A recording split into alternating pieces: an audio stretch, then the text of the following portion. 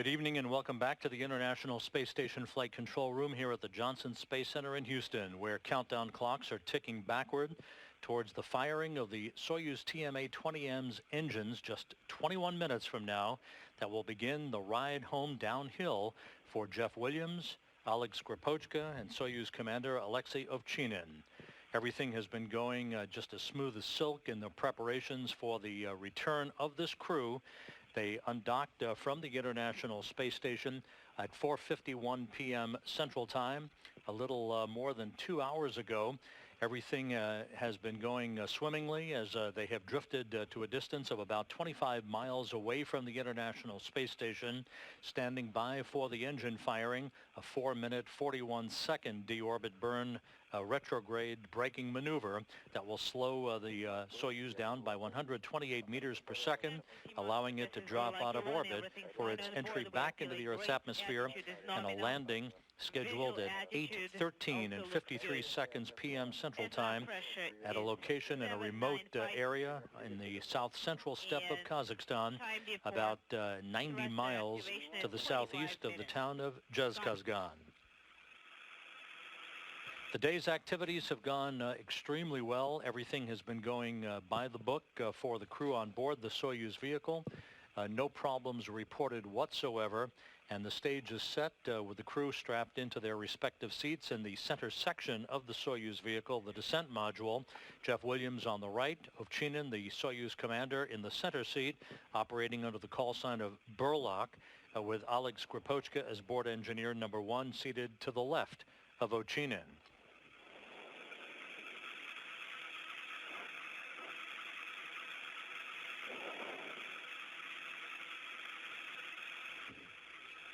Just over 5 hours ago at 1:42 p.m. Central Time, the crew, the departing crew, Williams on the right, Ovchinin on the left. You'll see Oleg Skripochka come into the field of view right there.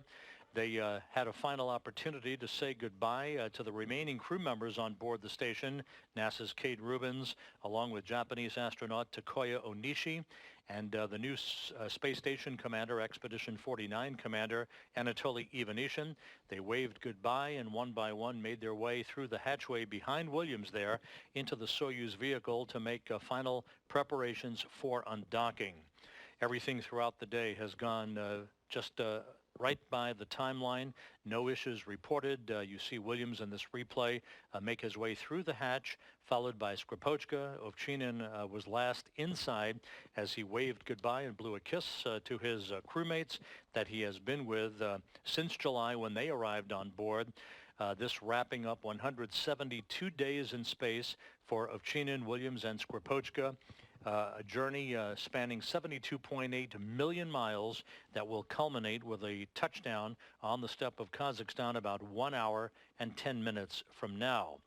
Once all three crew members made their way inside the Soyuz vehicle, you see Ivanishin coming into the field of view as the hatches were closed again at 1:42 p.m. Central Time, 2:42 p.m. Eastern Time, to set the stage for the undocking of the Soyuz TMA-20M spacecraft and an end to the mission that has been very eventful, with 6 visiting vehicles arriving at the International Space Station during expeditions 47 and 48, the arrival of the Bigelow Expandable Activity Module, and the first international docking adapter that Williams and Kate Rubins affixed to the front end of the Harmony module of the International Space Station during the first of the 2 spacewalks they conducted back on August the 19th.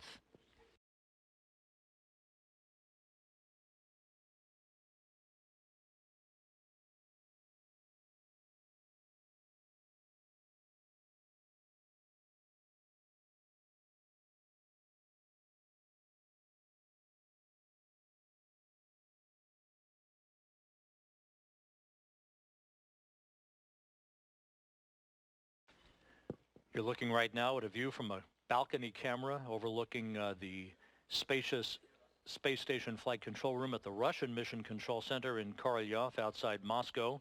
The flight controllers there have been in contact with the crew on board the Soyuz vehicle. They are, of course, the prime control room for all activities this evening as they work in concert with the search and recovery forces down in Kazakhstan.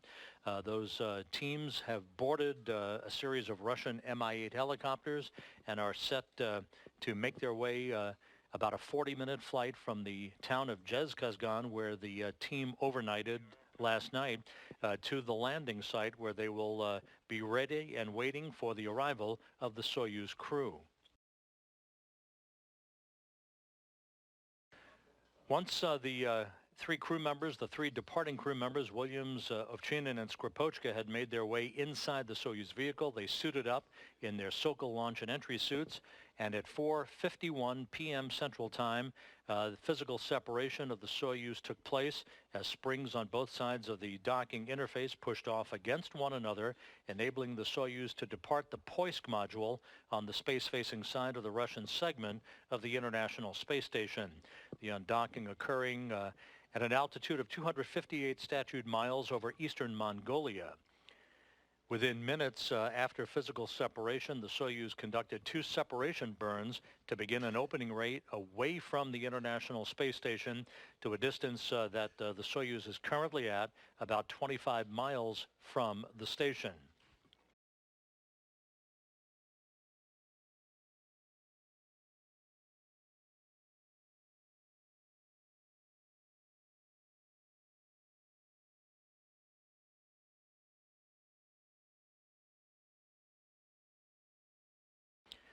During the time that the Soyuz moved ever so methodically away from the International Space Station, Alexei Ovchinin, the Soyuz commander in the center seat, maintained a constant dialogue with the Russian flight controllers at the Russian Mission Control Center, all of the Soyuz systems functioning perfectly as the Soyuz drifted away to a distance ultimately where it is right now at 25 miles away from the space station, as the stage is now set for the deorbit burn that is scheduled just 14 minutes from now.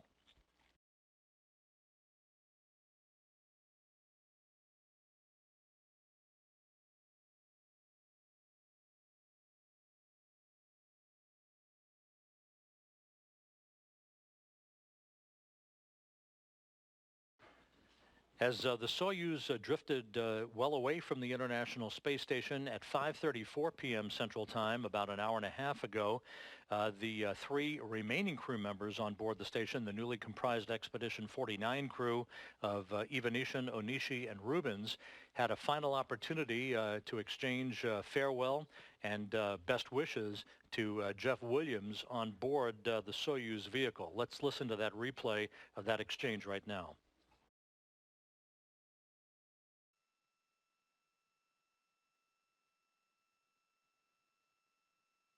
Hey, we've got you loud and clear. How do you hear us?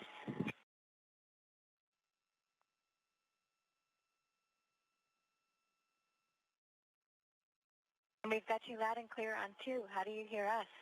Hey, Kate, we have you loud and clear as well. I've got a great view of station out the right window here. Looks like several kilometers away, but you're looking, station's looking beautiful. Well, your Soyuz looks pretty beautiful, too. We watched you from Node 2 Zenith, and it was pretty amazing.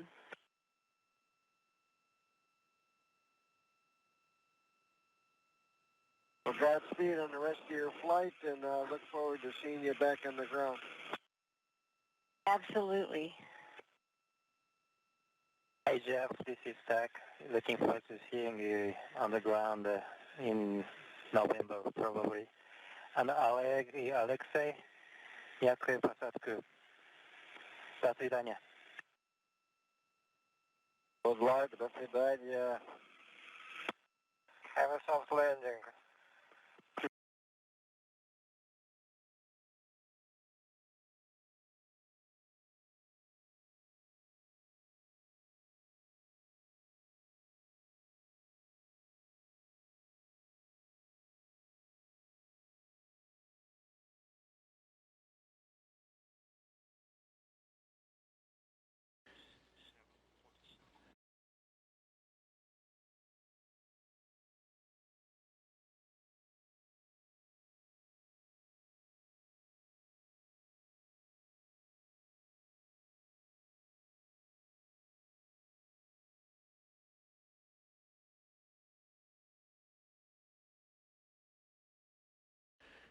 Just 11 minutes away from the deorbit burn that will begin the ride home for Jeff Williams, Oleg Skripochka, and Alexei Ovchinin.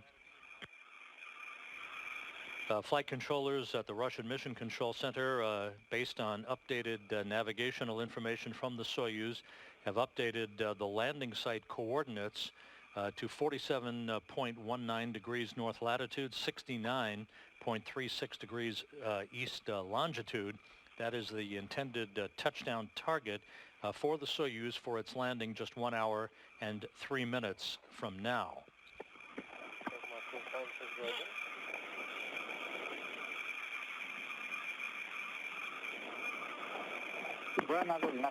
The deorbit burn just 10 minutes from now will be a 4-minute, 41-second retrograde firing of the Soyuz main engine. That will slow the Soyuz down by 128 meters per second, allowing it to drop out of orbit. Pyrotechnically, the three modules, the three sections of the Soyuz will separate at 7:48 p.m. Central Time, leaving the descent module with its crew, its heat shield facing the direction of travel to repel and ablate temperatures that will build to some 2,500 degrees Fahrenheit. The command to open the chutes will occur just a few seconds before 8 p.m. Central Time. First, a drogue chute will deploy, followed by the spacious main chute that will dramatically slow the Soyuz descent rate down. And then just a few seconds before touchdown, the soft landing engines will fire, and a braking maneuver, a final braking maneuver, touchdown scheduled at 8:13 and 53 seconds p.m. Central Time, which will be 7:13 and 53 seconds a.m. Kazakhstan time on Wednesday morning, just 24 minutes after sunrise. Which is our position for the radiogram. Copy, and we're waiting for 25 minutes. Again, the NASA landing team embedded with the Rosaviatsa search and recovery forces in Kazakhstan have all boarded their respective Russian Mi-8 helicopters. 8 helicopters deploying from Zhezkazgan for the 40-minute flight to the landing site, some 90 miles to the southeast of Zhezkazgan. 2 other helicopters were pre-deployed at the Kryani airport near the Baikonur Cosmodrome in Kazakhstan. In the unlikely event they would be pulled into action for a ballistic landing in which a problem with the Soyuz vehicle would result in a shortfall of the landing target by the Soyuz and its crew. 2 other helicopters are currently poised at the midway point between the prime landing site and the ballistic landing site, ready to move in either direction should they be called upon. Is there? The weather is ideal on this Wednesday morning in Kazakhstan. At landing time, the forecast calls for just a few clouds at 9,000 feet, some scattered clouds at 25,000 feet, very light winds out of the east at about 6 knots, and a temperature of about 66 degrees Fahrenheit to greet Williams, Ovchinin, and Skripochka as they touch down. Once they land, the search and recovery teams, augmented by RSC Energia technical personnel, will quickly make their way towards the spacecraft. They will begin to extract the crew, place them in comfortable chairs near the Soyuz vehicle so they can have a few minutes to get their landing legs back, if you will, after weightlessness from 172 days in orbit. After a few minutes in those chairs, they will be carried one by one into a nearby inflatable medical tent to receive preliminary medical exams and to get out of their Russian Sokol launch and entry suits into more comfortable flight clothing. They'll spend about an hour and a half at the landing site with preliminary medical tests before they are brought one by one into Russian helicopters at the landing site to be flown about 2 hours back to the prime staging site in Karaganda, some 250 miles to the northeast of the landing site, where they will split up after a welcoming ceremony Jeff Williams will board a NASA jet for a flight back to Houston. Ovchinin and Skripochka will board a Gagarin Cosmonaut Training Center aircraft for a flight back to their training base in Star City, Russia. Now, inside 6 minutes until the start of the deorbit burn. Again, this will be a 4-minute, 41-second retrograde firing, a braking maneuver, slowing the Soyuz down by 128 meters per second, allowing it to begin its descent back towards the Earth's atmosphere. Pressure is a 779er. We have combined GSO, and we have 5 minutes, 34 seconds till thruster activation. Moscow copies all, Burlaki.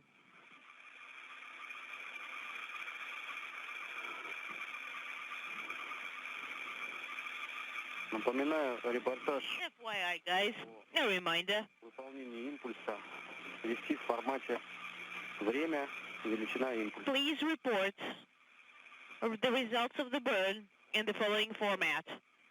Time and then the burn. Copy.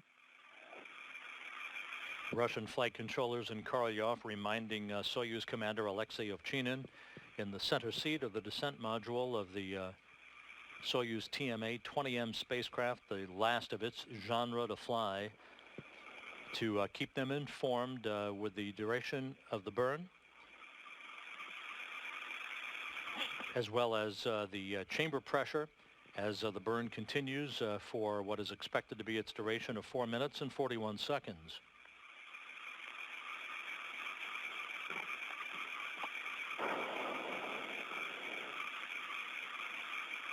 Jeff Williams wrapping up his 4th mission in space, his 3rd long-duration mission on the International Space Station, and a total of 534 days in space on those 4 missions, spanning more than 16 years of spaceflight, the most flown astronaut in American history. Alexei Ovchinin, of course, wrapping up the first spaceflight in his career in 172 days in space. Oleg Skripochka wrapping up his 2nd long-duration spaceflight, an aggregate total of 331 days in space.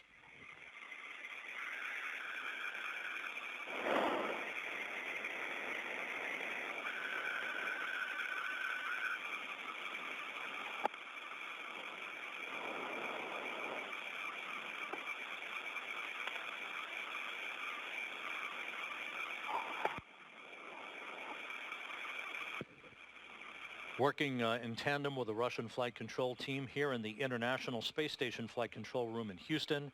Standing is Flight Director Royce Renfrew. Seated to his left is Flight Director Mary Lawrence. And at the bottom of your screen, veteran astronaut Reed Wiseman, who will be keeping tabs on the progress of the Soyuz all the way down to the landing site in Kazakhstan, as well as the work being wrapped up by the 3 remaining crew members on board the International Space Station, Kate Rubins, Takoya Onishi, and the new Expedition 49 commander, Anatoly Ivanishin. MCC Moscow, this is Burlaki. 2 minutes, 40 seconds now until the deorbit burn. 779 is the pressure in SR. We have combined GSO. And we have 1 minute, 35 seconds till thruster activation. Moscow copies. Less than 2.5 minutes now until the deorbit burn, and the report from Zhezkazgan is that the Russian Mi-8 helicopters are airborne, headed for the landing site.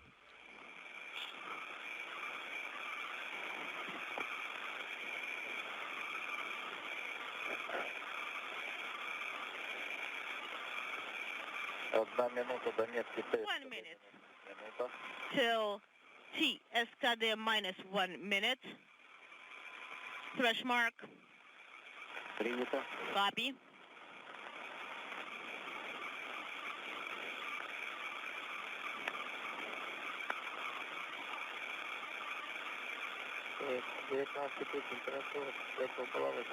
The Soyuz and the International Space Station currently flying over the South Atlantic. Temperature in Altitude of 258 statute miles, about to make a pass from southwest to northeast.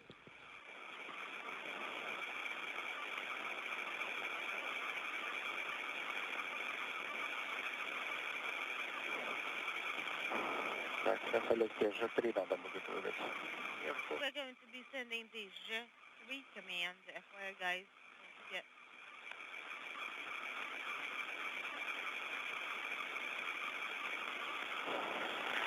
Есть подвод режим стабильный. Less than a minute now until the initiation of the deorbit burn. This is all automatically sequenced. Принято. Also copy. Есть уже 3 сеанс связи. J3 command is sent. Открыто. SKD cover is open. Принято.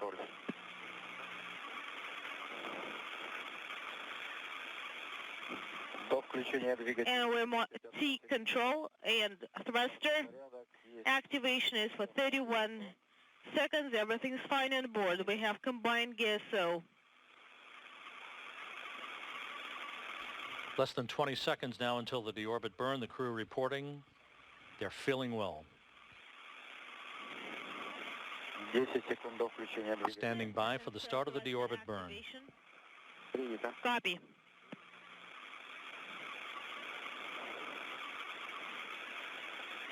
Есть включение СКД 0321. SKD activation at 032125. Ускорение 0,43. 0.4346 is the За 15 Deorbit burn now underway. метров в секунду. 6.1 Ускорение meters per second. 0.43 is the delta V. за 30 секунд отработали. 30 seconds. That delta V, or change in velocity, will increase to 128 meters per second through the completion of the burn, the deorbit burn underway. Jeff Williams, Alex Kripochka, Alexei Ovchinin on their way home. Delta V is 0.45. Принято. Schedule parameters are nominal. 0322. 0. Отработали 20. 322, 22, 24 meters.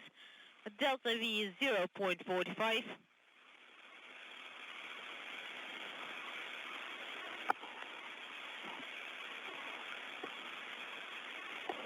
Время 0322. 032240. 0,3 метров в секунду. 33.3 meters per second, and Delta V is 0.46. Everything's fine on board, and the schedule parameters are nominal. Moscow copies. 0320. 032256. Минуту 30. 1 minute 30 seconds in. Ускорение 0,46. Delta V is 0.46. 2.3 3 more minutes left in this deorbit burn. So far, so good. time based on the timer. 0320. 0320, 320, 5.9 meters per second. Delta V is 0.46. KDU parameters are nominal. Отработали 2 минуты 10. 2 minutes 10 seconds in. 58.7 meters per second. 0.46 is Delta V. KDU parameters are nominal.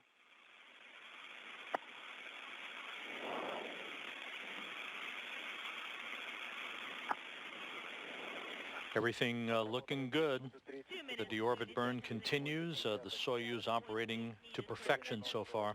Delta V is 0.4. 2 more minutes left in this retrograde firing that will enable Jeff Williams, Alex Kripochka, and Alexei Ovchinin to fall out of orbit.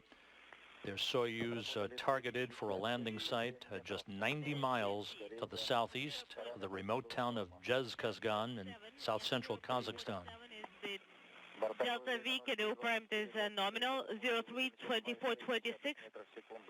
86.2, and Delta V is 0.47. KDU parameters are nominal. We copy. Время 0324. 032440, 88.4 meters per second. 0.47 as the Delta V KDU parameters are nominal. 3 minutes of thrust activation. We used up 192 kilograms of propellant. We copy. 3 minutes, 35 seconds, 98.3, Delta V 0.46. pressure at the thruster nozzles are nominal. Is nominal. Copy. До выключения двигателя 50. Coming up on the 4-minute mark into the burn. So far, so good. Less than a minute to go.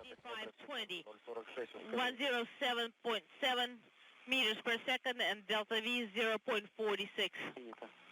Copy. Отработали 4.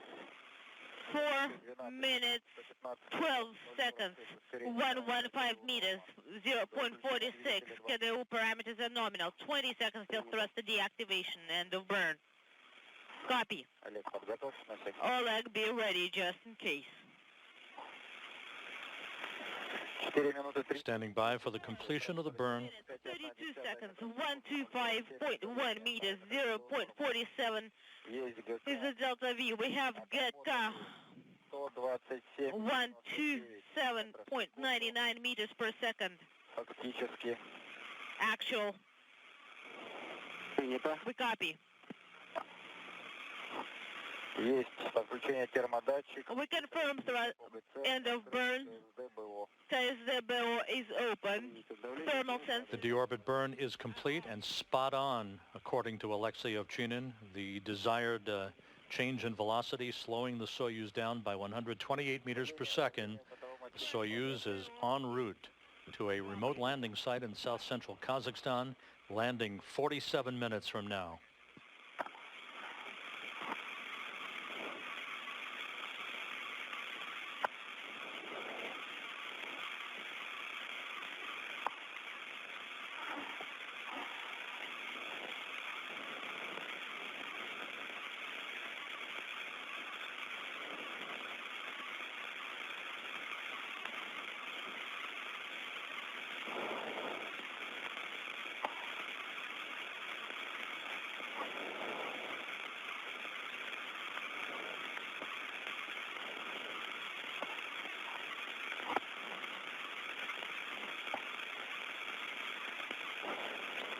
With the deorbit burn having been executed, just as soft as a cream puff, everything good. The Soyuz is headed downhill now. We are standing by for the next major event, which will be the pyrotechnic separation of the 3 sections of the Soyuz. That's coming up about 21 minutes from now. That will enable the descent module, where the crew is strapped into their seats, to have their heat shield pointed in the direction of travel. That will enable that heat shield to ablate and repel the buildup of plasma around the spacecraft and temperatures around 2,500 degrees Fahrenheit as they enter the Earth's atmosphere. Once atmospheric entry is complete, the heat shield will be jettisoned, and the base or bottom of the Soyuz vehicle will have its altimeters and its soft landing engines exposed to provide data on the rate of descent and altitude for the Soyuz that will upgrade its computers as it moves in and hones in on its landing site. The deployment of the parachutes will come in sequential fashion. First, 2 pilot parachutes are deployed, the second of which extracts a drogue chute. That drogue chute is then released, measuring about 24 square meters, slowing the Soyuz down considerably before the release of the main parachute that will shift the Soyuz to a straight vertical descent, enabling its soft landing engines to fire just a couple of feet off the ground in a final braking maneuver. The Soyuz then will be home. Burlak, a reminder, Moscow, this is Burlak 1. Pressure in VO is dropping, and as in SI is 778, and it's stable. Copy. A reminder, no later. Inaudible.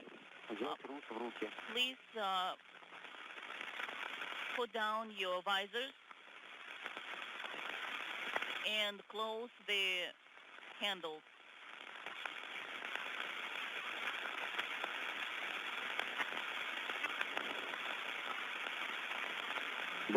With the deorbit burn having been complete, the reminder from flight controllers at Mission Control in Korolyov for the crew to put their visors down That will maintain pressurization within their Sokol launch and entry suits in the unlikely event of a breach of the cabin during the pyrotechnic separation of the modules that's coming up in about 18 minutes. Also, it is good to keep in mind that as the Soyuz moves further and further away from the station, at a range of about 50 kilometers or so, space-to-space VHF voice communications may be choppy at times, sometimes unavailable at all. Nothing to be concerned about. It's just a function of the geometry of the Soyuz vehicle toward the antennas on the International Space Station before the Soyuz comes in within range of the landing site itself, at which point it will begin to relay voice communications and vehicle data through the Antonov 26 fixed-wing aircraft that is flying in the vicinity of the landing site, operating as a flying command and control center to relay that information back to the Russian flight controllers in Korolyov. Inside descent module, it's stable, 778. Everything is nominal.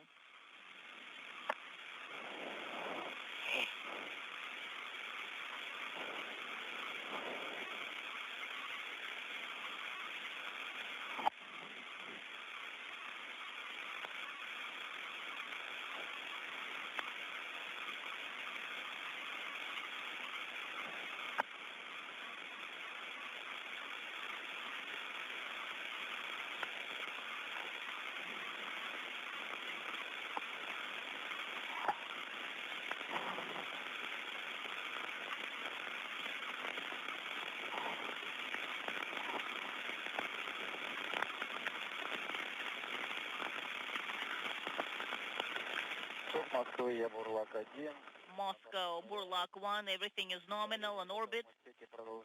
The pressure inside habitation compartment is dropping. Inside the descent module, it's stable, 778. Copy.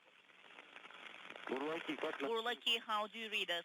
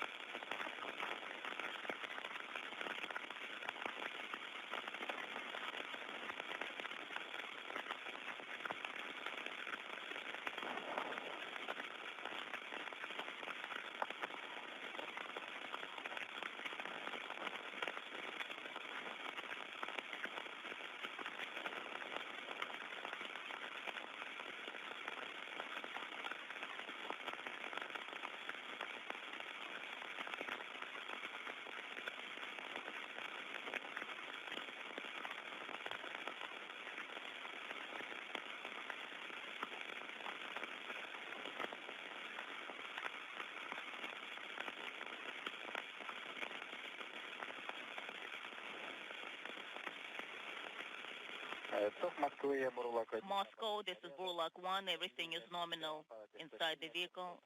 Pressure is stable, 778. Pressure inside the habitation compartment is 0. Copy. Burlaki, how do you read us? Poorly. Cannot read you very well. Copy. We read you loud and clear in Moscow. Okay, let's proceed for page 110. We will be expecting the separation minus 6 minutes.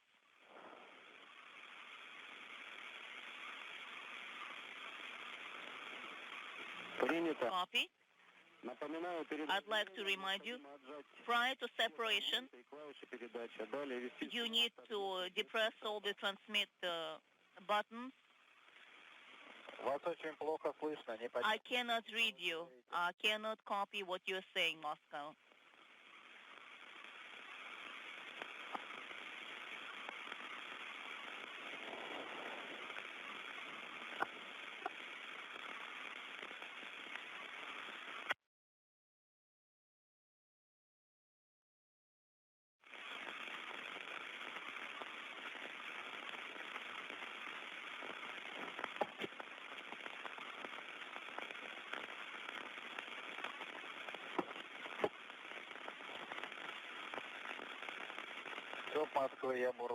Moscow, Burlak 1.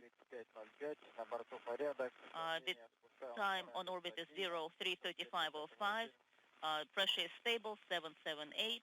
Everything is nominal inside the vehicle. Вас не слышим. We cannot read you, Moscow.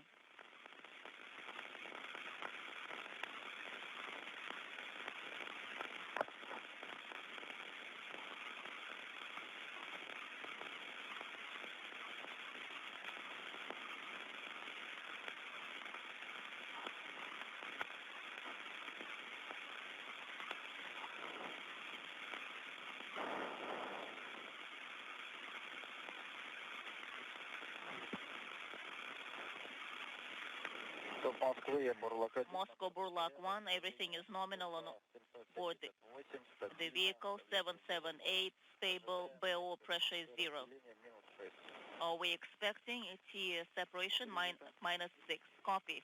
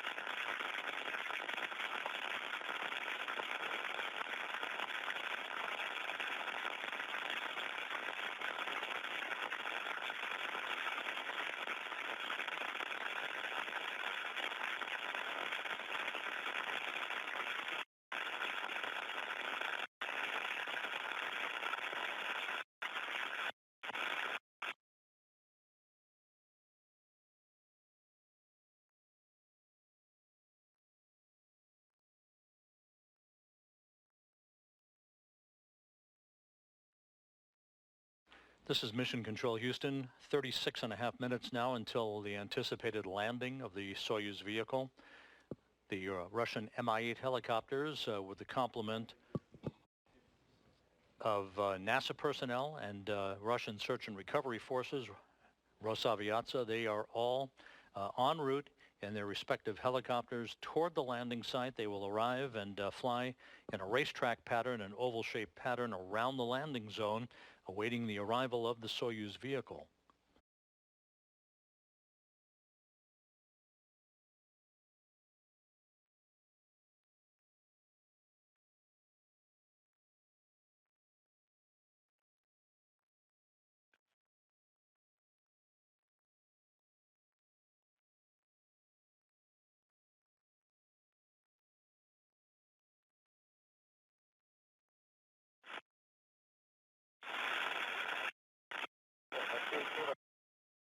Moscow?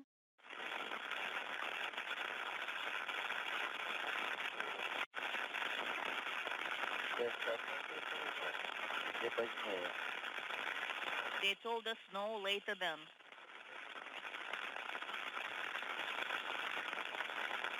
Как на часы?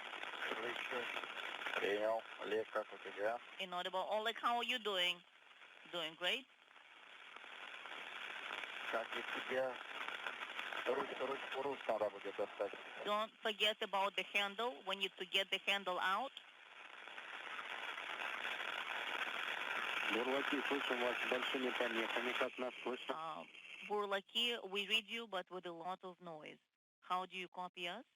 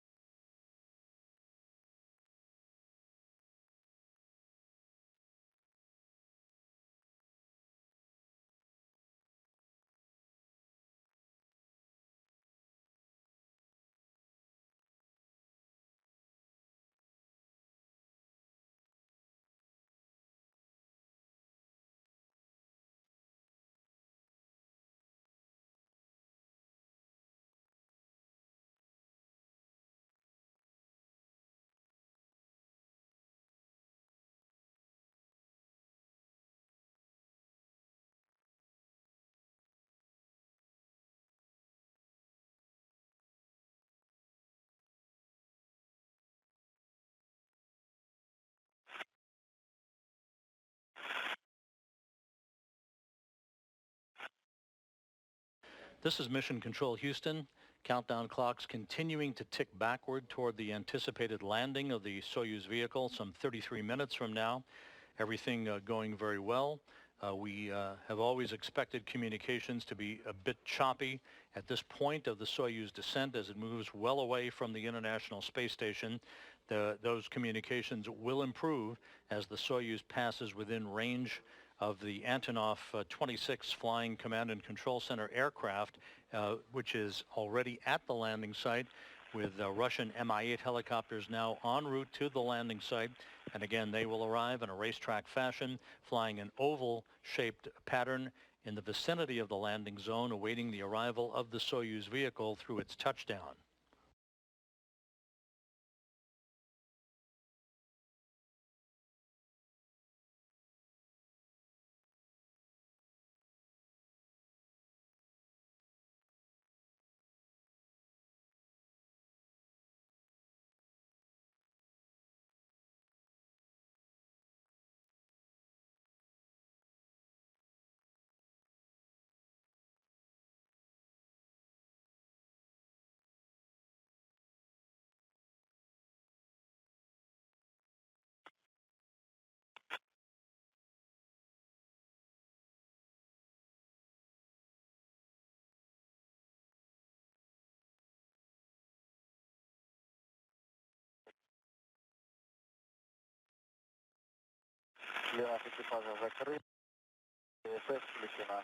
VSS is on.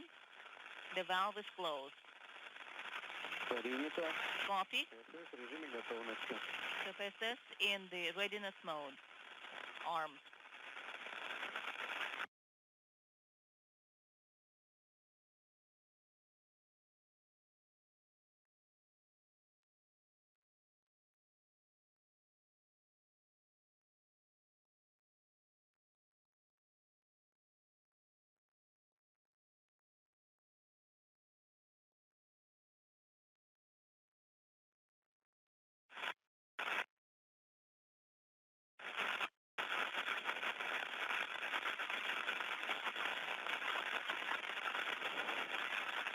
Search and rescue forces are ready.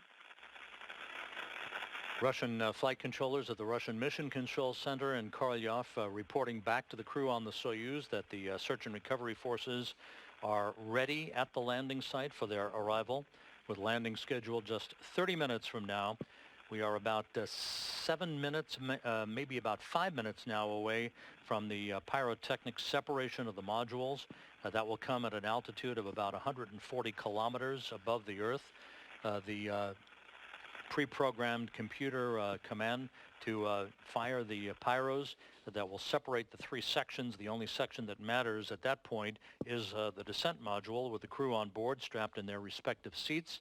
As you can see through this animation, the Soyuz commander, Alexei Ovchinin, in the center seat, flanked on his left by Oleg Skripochka, with Jeff Williams on his right. Once that separation occurs, the Soyuz will make its way toward the landing site through the atmosphere, deploying in sequence its parachutes. First a drogue chute, followed by a main parachute that will enable the Soyuz to slow down considerably, with the soft landing engines firing just a few feet above the ground in a final braking maneuver to bring to an end this 172-day mission of the Expedition 48 crew.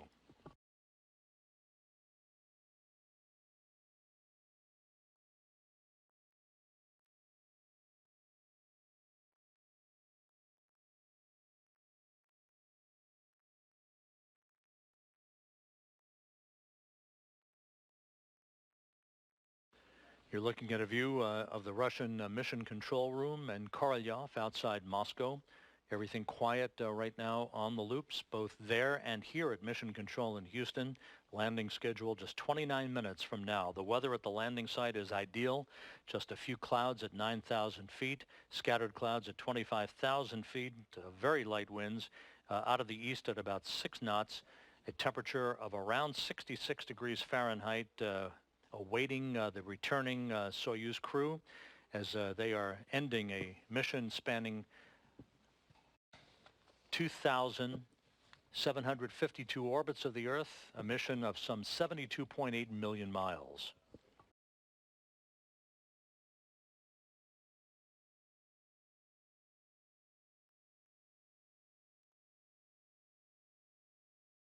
Burlaki Moscow, how do you read us?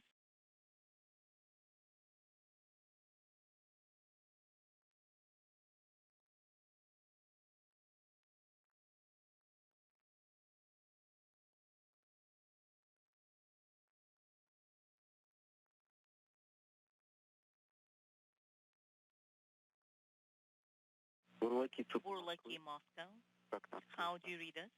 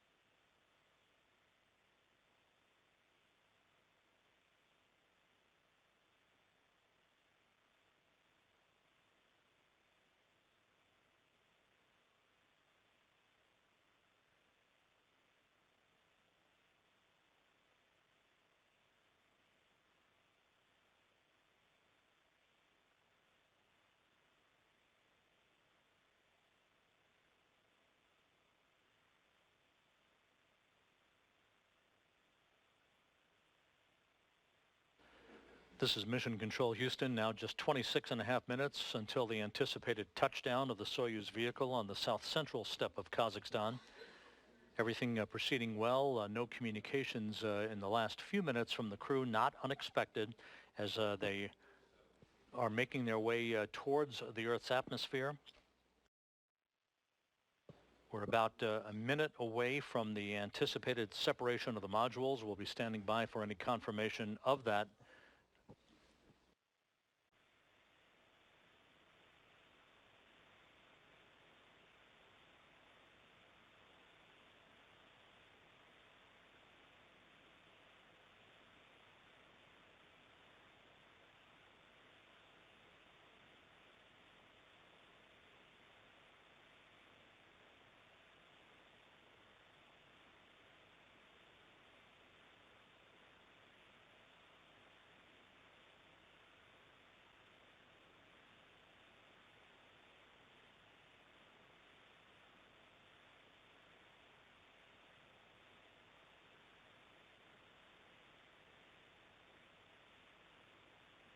Solar 48.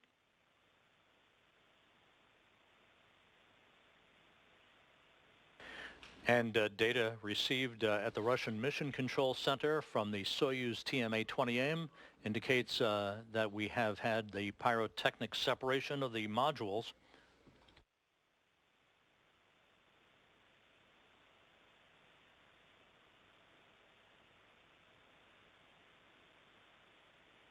Again, Russian flight controllers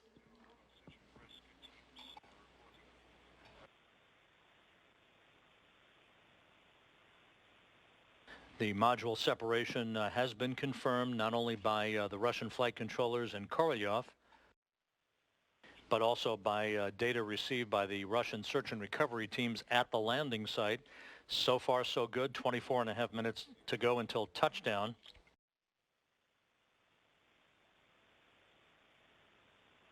At the landing site itself, we are seeing sunrise. This is the time of sunrise at the landing site at 6:50 a.m. Kazakhstan time on Wednesday morning. We are about 2 minutes away from the descent module with the 3 crew members on board reaching entry interface or atmospheric entry, where the crew members will feel the first tug of gravity against their bodies in 172 days. Everything continuing to proceed by the book, no issues reported, all of the events tripping off in good fashion.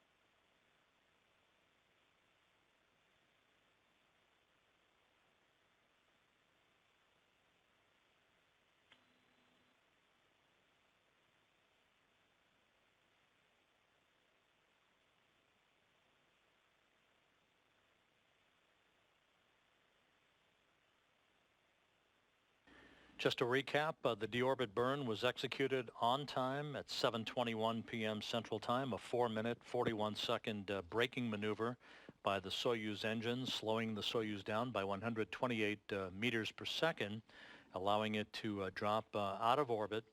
The pyrotechnic separation of the three sections of the Soyuz vehicle occurred on time just about 3 minutes ago at 7:48 p.m. Central Time. The next milestone is coming up any moment now, and that will be entry into the Earth's atmosphere, where temperatures around the Soyuz will build up to about 2,500 degrees Fahrenheit. The heat shield in the direction of travel to ablate that heat as the plasma trail builds up around the Soyuz vehicle for a time of about 4.5 minutes. Everything is nominal on orbit? On board the vehicle?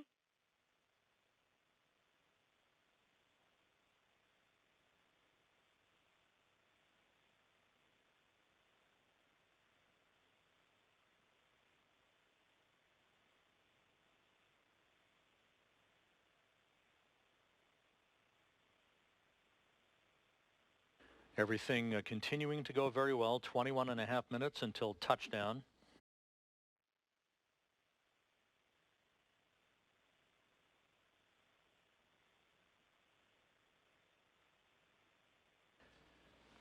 The major milestones that lie ahead for Williams, Ovchinin, and Skripochka will be their exit from the plasma and a maximum G load of about 3 to 4 Gs of building up against their bodies as they make their way through the atmosphere.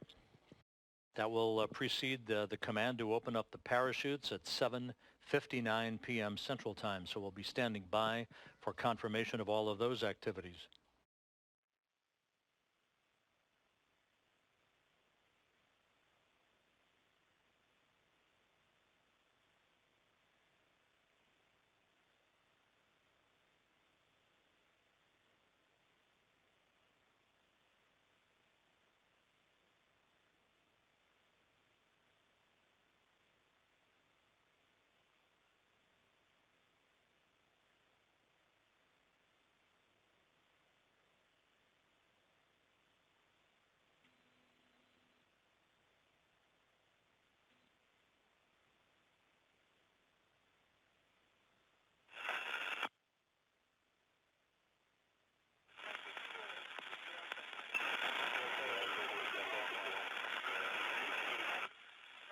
Inaudible.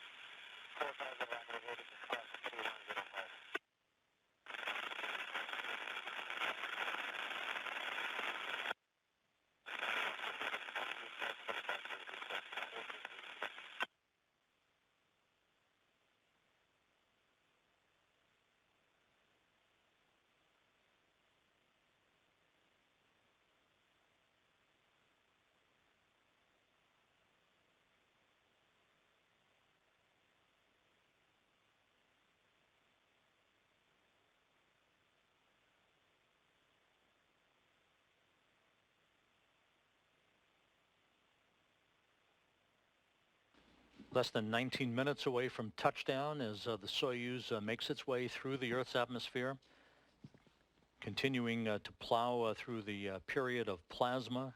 Entry guidance has begun on the spacecraft, where the onboard computers will be guiding the Soyuz to its precise landing site about 90 miles to the southeast of the town of Zhezkazgan in south-central Kazakhstan.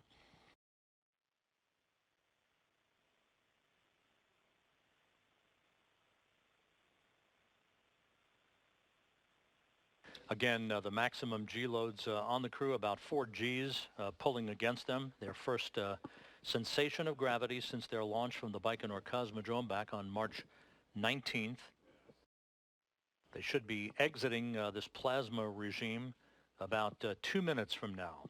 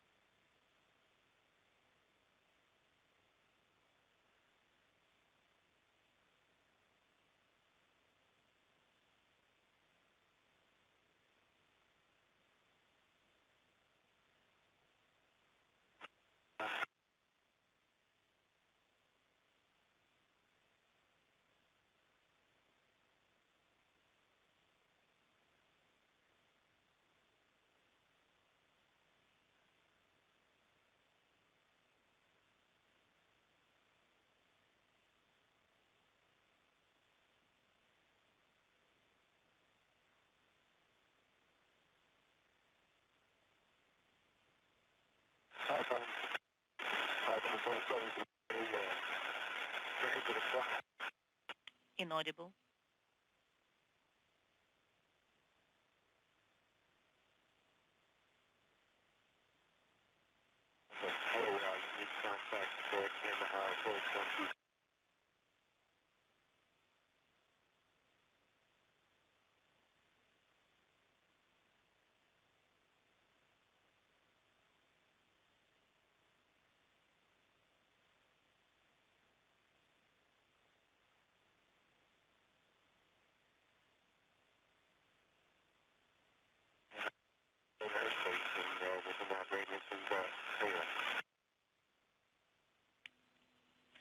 Burlaki, Moscow.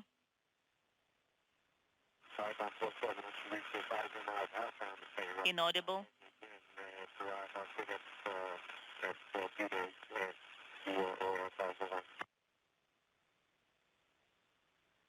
G load was 414. Now G load is dropping. And good news, that report from Soyuz Commander Alexei Ovchinin aboard the TMA-20M spacecraft. Over. And Maximum G forces against the crew members have been accomplished and now are decreasing as they begin to exit the plasma regime. The crew is feeling good.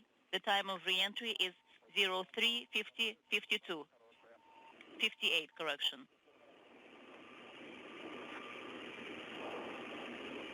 So we should be getting confirmation next of the deployment of the parachutes. That should be coming about a minute from now. Index at the lowest threshold integer is 13, and the G load is 111. We copy. And you can hear that familiar sound of the radio beacon, the beep beep of that beacon that is sending out radio signals to the search and recovery forces at the landing site with updated position through GPS hardware. 14 and a half minutes until landing. 03:59:35. We copy 03:59:35.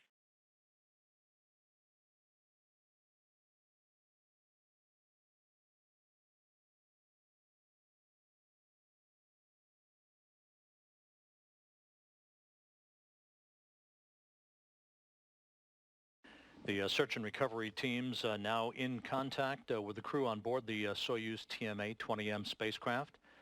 14 minutes away from touchdown, standing by for confirmation of the deployment of the parachutes.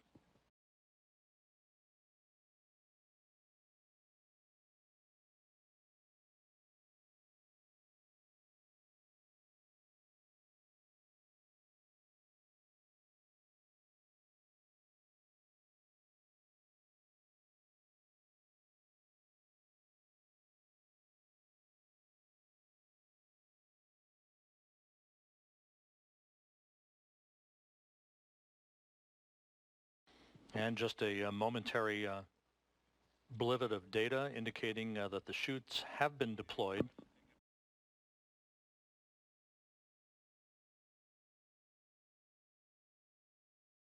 Still experiencing ratty communications.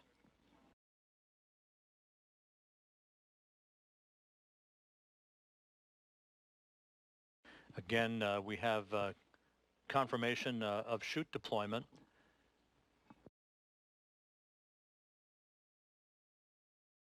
It is just past sunrise at the landing site on Wednesday morning in south-central Kazakhstan. The search and recovery teams are awaiting the arrival and touchdown of the Soyuz TMA-20M, expected about 12 and a half minutes or so from now.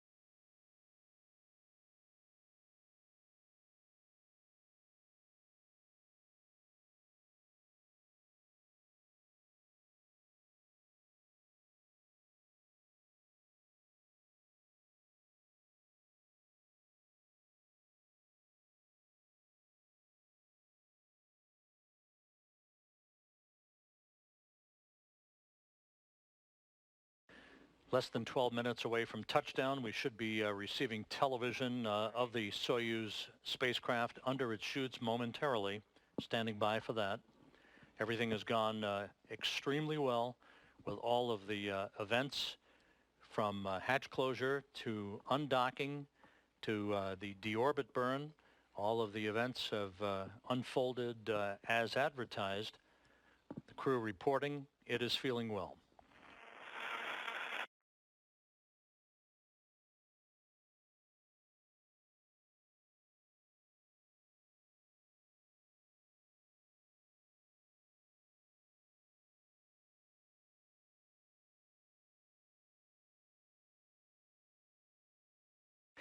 The search and recovery forces have reported a nominal deployment of the parachutes. Everything looking good. Less than 11 minutes away from touchdown.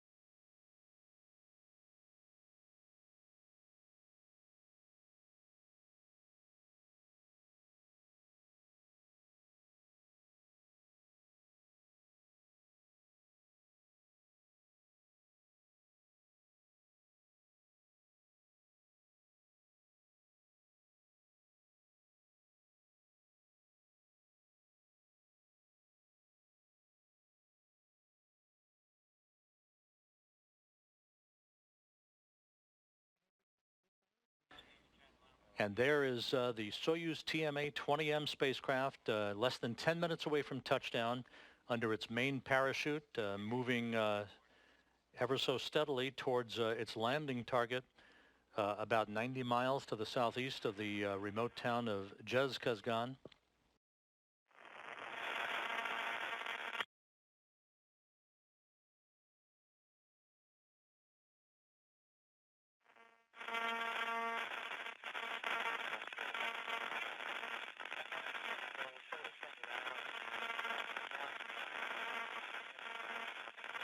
Search and recovery forces at the landing site through the Antonov 26 fixed-wing aircraft, establishing communications with the crew on board.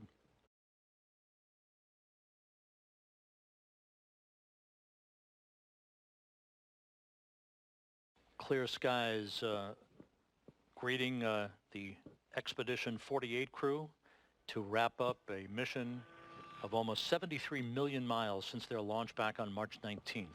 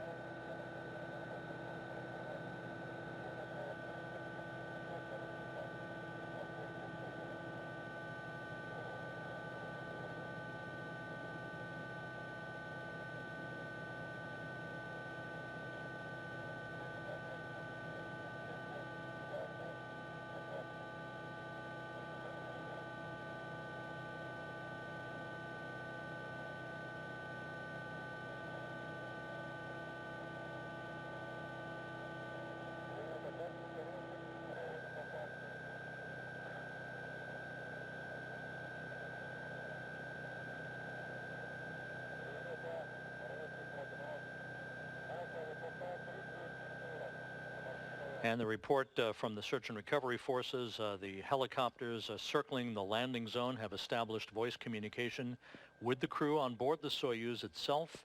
The crew reports they're feeling great.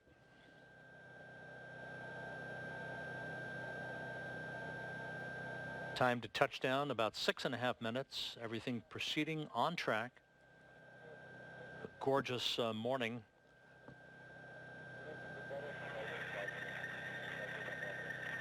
The landing will occur about 24 minutes after sunrise at the landing site. Temperatures in the mid-60s Fahrenheit.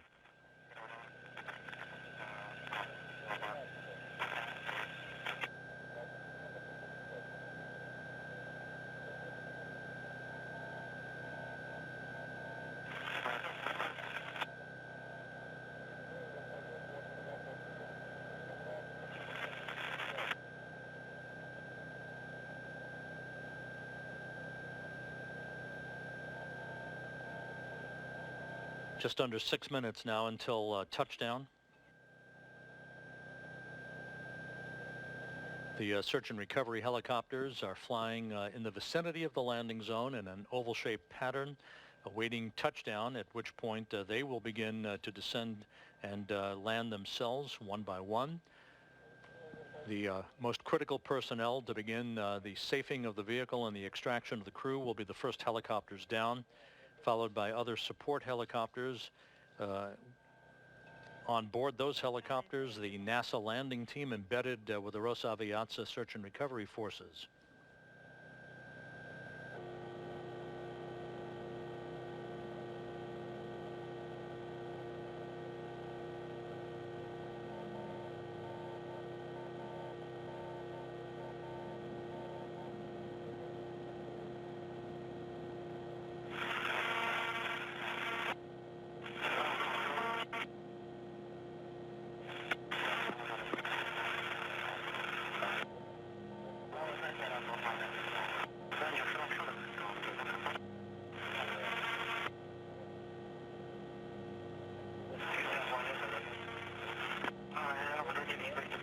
Coming up on the 4.5 minute mark until touchdown, everything continues to proceed well.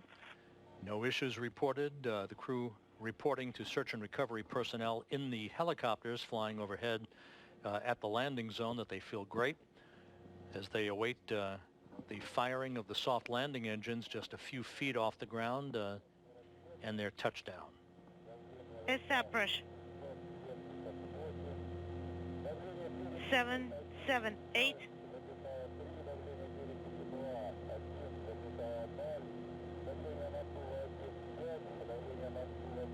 5-2 inaudible. The Soyuz crew is inaudible.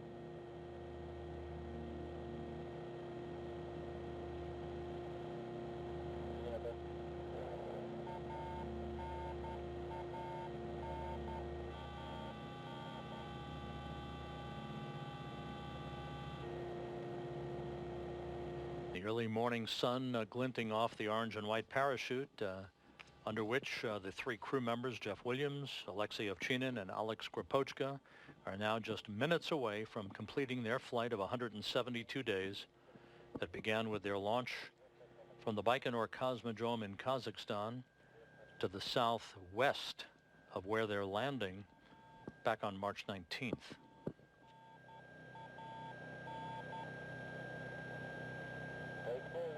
But lucky, the one.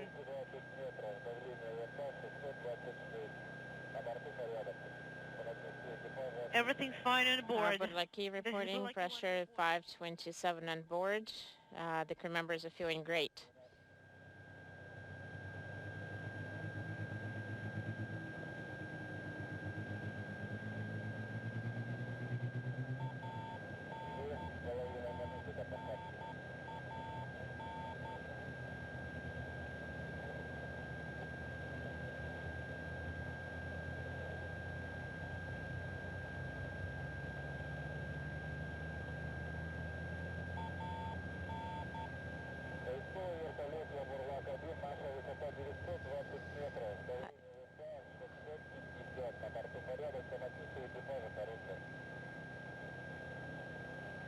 We have the altitude of 920, Baraki reporting pressure in the descent module 650. How copy? Less than 2 minutes away from touchdown, spectacular video being received from the landing site, courtesy of Roscosmos. as we await touchdown of Williams, Ovchinin, and Skropochka. The crew members, the Expedition 49 crew on board the International Space Station, watching the return of the crew on a video uplink being sent to them from Mission Control here in Houston. 130 meters, pressure in the descent module 678, getting ready for landing.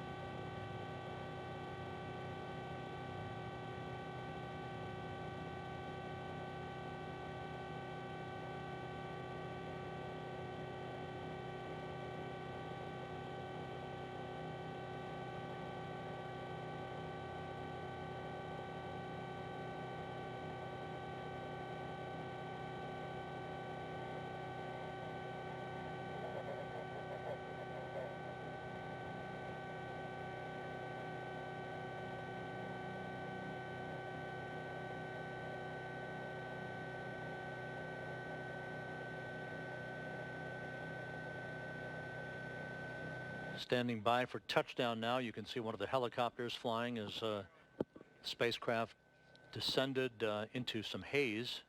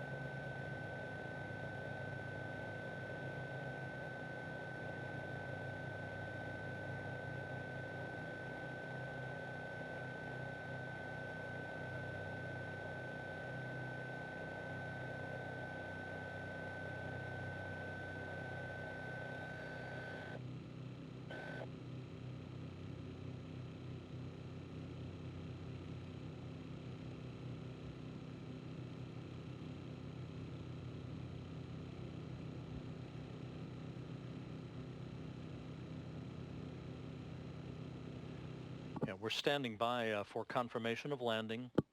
We expected the Soyuz to touch down just a moment or two ago.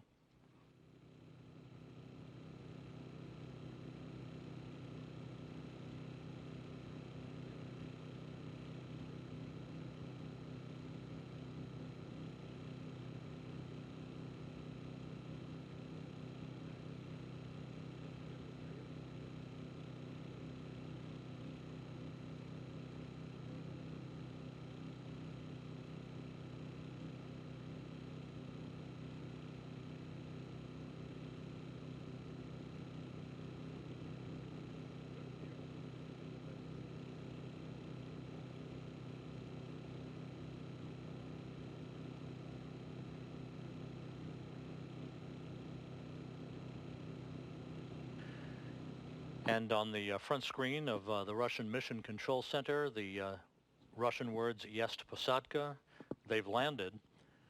Landing unofficially timed at 8:13 p.m. Central Time, 7:13 a.m. Kazakhstan time on Wednesday morning.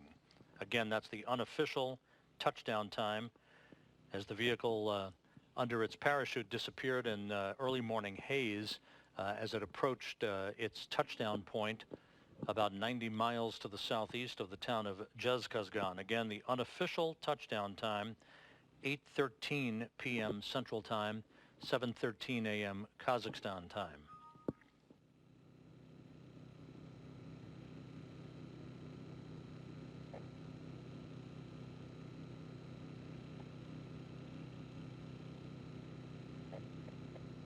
And as you can see, the phalanx of Russian Mi-8 search and recovery helicopters making their way towards the spacecraft, as did several all-terrain vehicles to begin the process of safing the Soyuz and extracting the crew.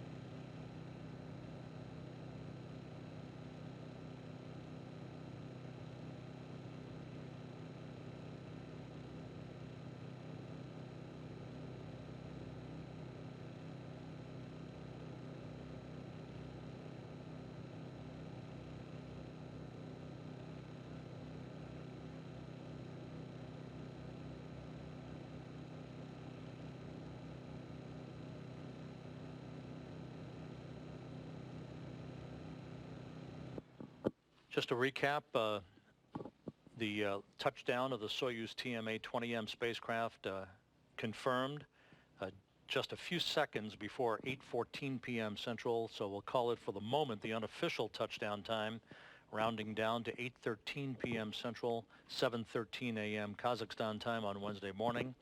We'll try to get a more precise time for you.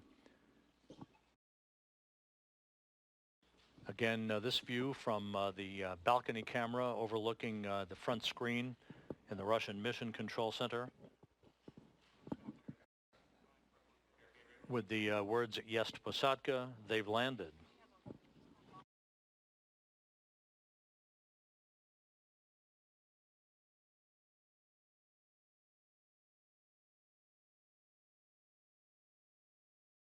So we'll stand by for the search and recovery forces to make their way toward the capsule, and hopefully we'll regain our live television capability from the landing site at that point. Again, everything went very smoothly, very normally. No issues reported during the entire operation from hatch closure to undocking to deorbit burn to landing, as we watched the Soyuz descend almost 14 minutes under its parachute towards its touchdown point to the southeast of the town of Zhezkazgan.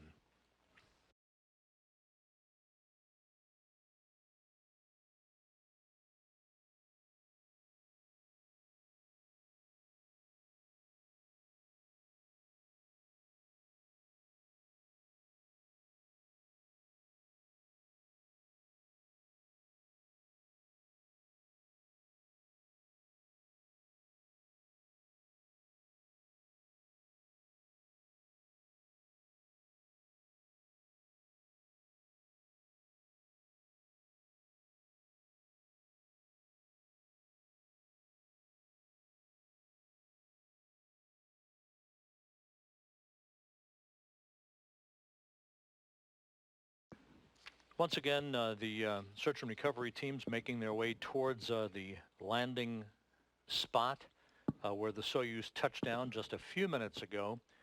The unofficial touchdown time, 8:13 Central Time, 7:13 a.m. in Kazakhstan, about 24 minutes before after sunrise at the landing site. The Russian Mi-8 helicopters currently landing in sequential fashion around the Soyuz spacecraft, with its occupants, Jeff Williams, Alex Gripochka, and Alexei Ovchinin, awaiting the arrival of the search and recovery teams, the opening of the hatch, and for them to be extracted one by one to be placed in more comfortable chairs around the capsule.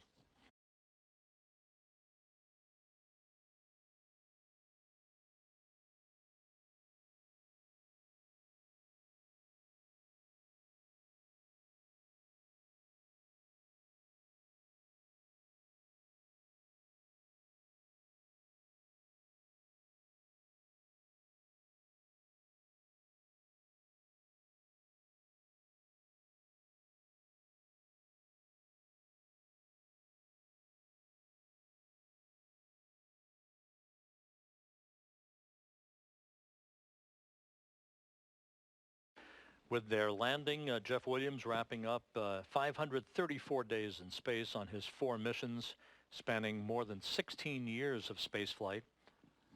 3 long-duration missions on the International Space Station, the 172 days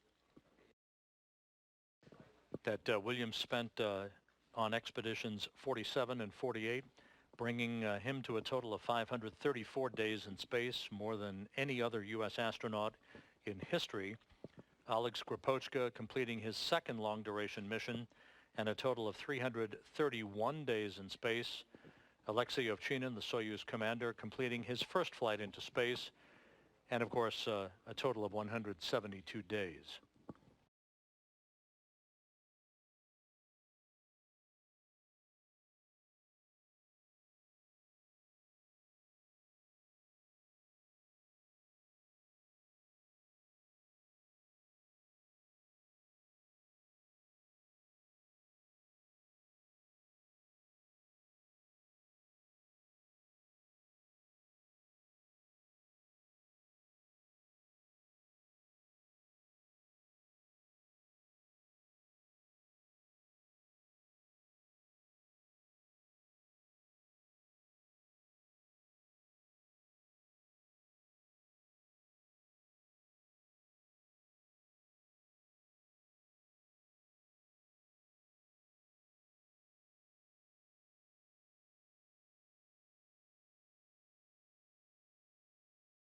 As we await the resumption of a television signal from the landing site, we do have by satellite telephone from the Soyuz capsule, NASA Public Affairs Officer Dan Hewitt. Dan, once again, welcome on a sunny Wednesday morning at the landing site.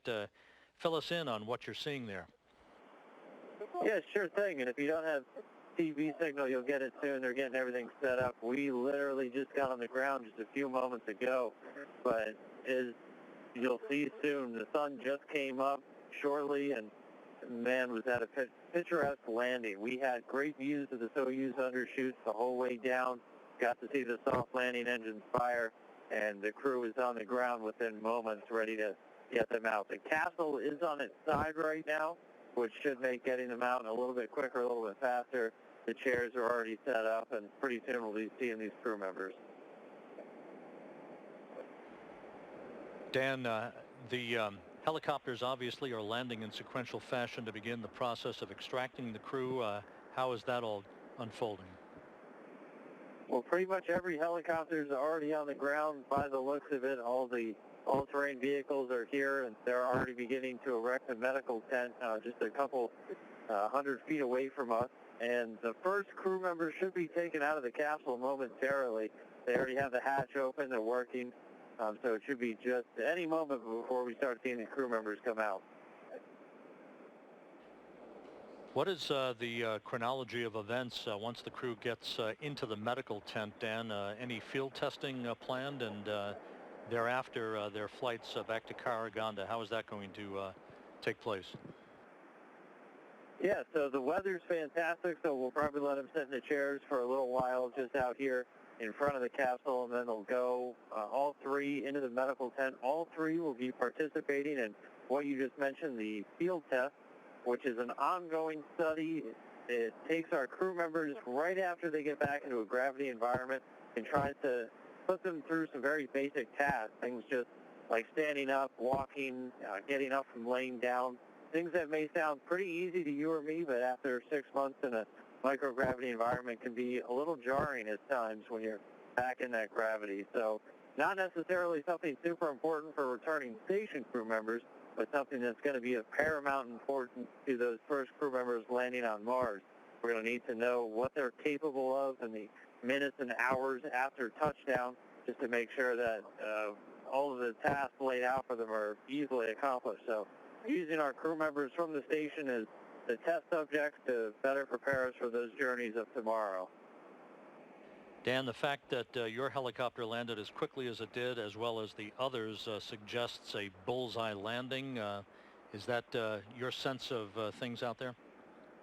Oh, yeah, and everybody we've talked to in the helicopters had views of the capsule the whole way down, so all the teams were in the right spot, and the capsule came down exactly where we expected. And we were on the ground within moments, literally within about 2 minutes. Our helicopter was already down, the rotor spinning down, and we were hopping out to run over here to the capsule. Okay, Dan, well, stay with us here, and we'll feel free just to break in at any time as the work begins to extract the crew. How long might you consider that to take based on what you're seeing? So the first crew member should be coming out literally any moment. It looks like there's some activity right at the hatchway of the capsule. And again, I don't know if you have television signal back yet, but should be any moment. They'll per usual, most likely take the Soyuz commander out first, so Alexei Ovchinin should be first through the gate here to make his way over to a chair, and then Skropochka and Jeff Williams will be following soon after. One fun tidbit to note, Jeff Williams, of course, the most experienced NASA astronaut now after breaking Scott Kelly's recently set record with this space flight. Another very experienced cosmonaut, actually, here, Yuri Malenchenko, who just returned to this very spot back in June, is with the landing team here, ready to greet these crew members. Malenchenko, the second on the all-time list for pretty much all of humanity, so himself a very experienced flyer here, helping with all the operations. Okay, Dan, stay with us. Once again, just to recap, touchdown occurred about 15 minutes ago. Unofficially, the touchdown time was 8:13 p.m. Central Time, 7:13 a.m. over in Kazakhstan, not quite 24 minutes after sunrise at the landing site. As Dan Hewitt reported a moment ago, the Soyuz landed on its side. That's not unusual, and in some respects may actually help to expedite the extraction of the crew. We do not have our television capability back yet from the landing site, so we'll stand by as Dan provides any updates for us. Dan? Okay, well, since you don't have TV, let me paint a quick picture for you. Alexei Ovchinin is out. He's in the center seat, and the nurses already moving in to start taking all those preliminary vitals. But the Soyuz commander, Alexei Ovchinin, who just wrapped up his first stint in space on the space station, now out of the capsule in the chair here down on the ground. Copy that, Dan. So one crew member out. Just keep a running commentary for us until we get our TV capability back, if you will. Yeah, sure thing. So again, Ovchinin's out, so next up will most likely be Skropochka, who rode down in the left seat of the Soyuz capsule, and then Jeff Williams should be the third out. The NASA team, the NASA flight doctors and astronauts and other support personnel are here waiting for Williams to make his way out. Williams, no stranger to returns here in Kazakhstan, so excited to see him out once again. But again, right now, Ovchinin, the only one out of the capsule. They got him set up in the center seat, still in his SOCO launch and entry suit. And there's some more activity over at the hatchway of the capsule. See if I can get a closer look.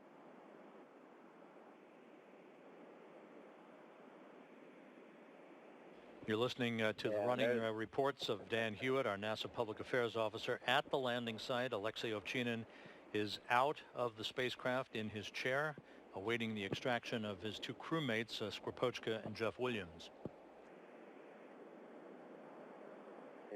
And I see a lot of people crowding up now, so it should be any moment until the second crew member is extracted and gets carried over to the chair. And again, the weather is fantastic here right now. It's probably in the 70s with a very light breeze.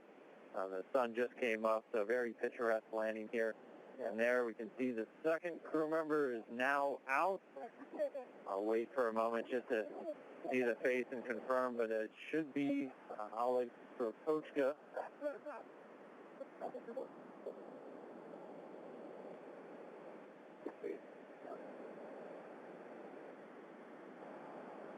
And he's in the chair, and actually, and that is NASA's Jeff Williams, now back in the chair. So he was second out.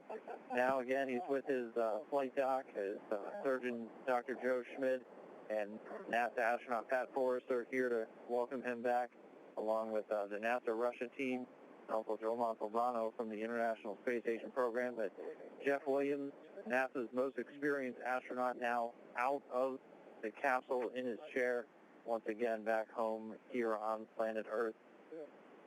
And Rob, cut in anytime you guys get that video back, but two of the crew members are back out, now just waiting on Skropochka. He'll be the third and final. Jeff Williams in very high spirits. And Dan, we now have video back from the landing site, looking at Jeff Williams smiling broadly, sitting next to his Soyuz commander, Alexei Ovchinin. Hello. Yep, and right now they're doing all just those initial medical checkouts, just quick takes of the vitals and things like that before they get ready to move off to the medical tent. Again, all three of these crew members are going to be participating in the field test study. So they'll be on the ground for about an hour and a half or so until they load up their own helicopter and head back to Karaganda. And Yuri Malenchenko, who was on board with Williams just a few moments ago, just stopping by to shake his hand. Again, Malenchenko himself, a very experienced cosmonaut, the second most time in space for any human being in history, stopping by to share a few words with departing Expedition 48 Commander Jeff Williams.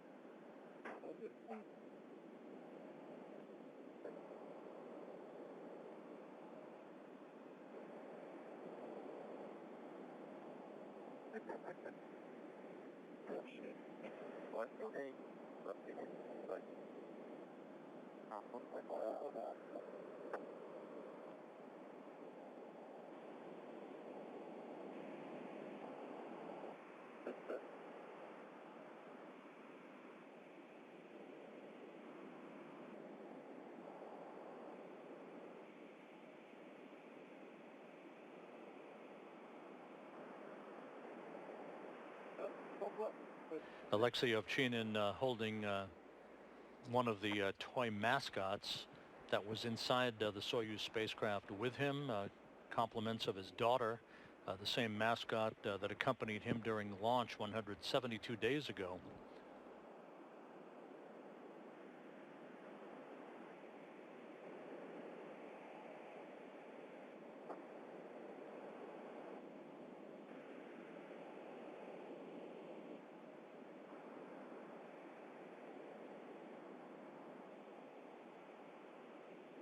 Yep, and Rob, the entire team here in high spirits. The nice weather certainly helps with that, with a very pretty sunrise off on the horizon as we gather around here on the Kazakh steppe. Some more motion now over by the capsule. Should be time for Skropochka, the third and final, on board to make his way out momentarily and join Ovchinin and Williams over in the chairs. And Dan, right on cue, the camera is now showing that activity at the hatchway. Just to recap, the Soyuz touchdown about 22 minutes ago. All of the search and recovery helicopters quickly landed in sequential fashion. Jeff Williams and Alexei Ovchinin enjoying the early morning fresh air. 66-degree Fahrenheit temperatures. A splendid morning, and Dan, you and I both know that we've seen it the other way around as far as landing weather is concerned, so this is a pleasure for you. Oh, absolutely. You can't ask for better weather, especially after that Houston summer. It's very refreshing. And there comes Skropochka out of the capsule getting carried over, so we'll have all three of these crew members in those chairs in just a couple of seconds.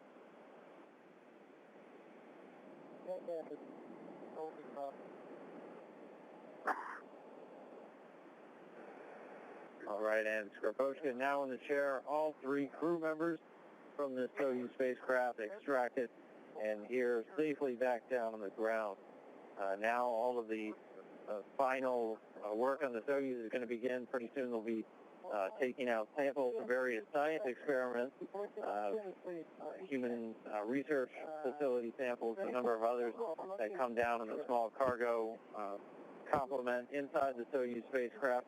But for now, all three crew members in the chairs, again, just doing these initial medical checkouts, and then they'll get carried one by one individually over to the medical tent, which is now erected. It's a big inflatable orange tent just a few hundred feet from here, and they'll be heading in there. They'll do a little bit more extensive medical checkouts and then begin those field tests that we talked about just a little while ago. Each of those taking about an hour. They'll be doing them simultaneously, so it'll be about an hour and a half total time for the crew now here on the ground before they load back up into helicopters and make their way to Karaganda for the welcoming ceremony. And then once there, they'll go their separate ways. Jeff Williams will load into the NASA plane and make his way back to Houston, while Skropochka and Ovchinin will get on board the GCTC, the Gagarin Cosmonaut Training Center plane, and make their way back to home base in Star City, Russia. Great view of Jeff Williams as he reacclimates himself to a gravity environment for the first time in 172 days. Of note, the visiting vehicle officer here in Mission Control reported that landing occurred at 8:13 and 53 seconds p.m. Central Time. We rounded down. That's the way we do it. But that is to the second, to the exact second that the Russian flight controllers estimated in their timeline for the Soyuz to touch down. 8:13 and 53 seconds p.m. Central Time. Remarkable.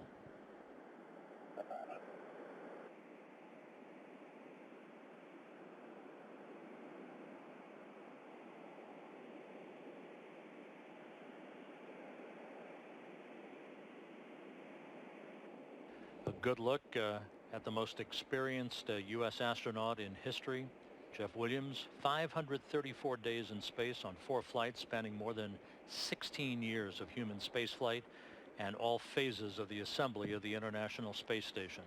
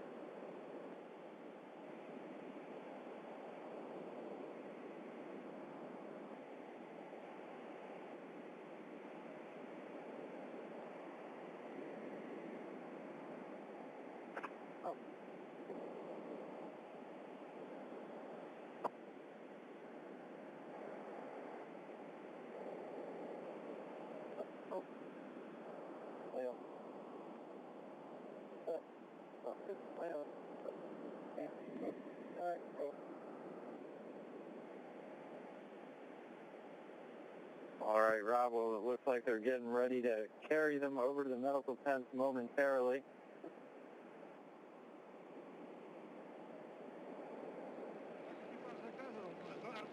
Okay, the crew members requested a watermelon here.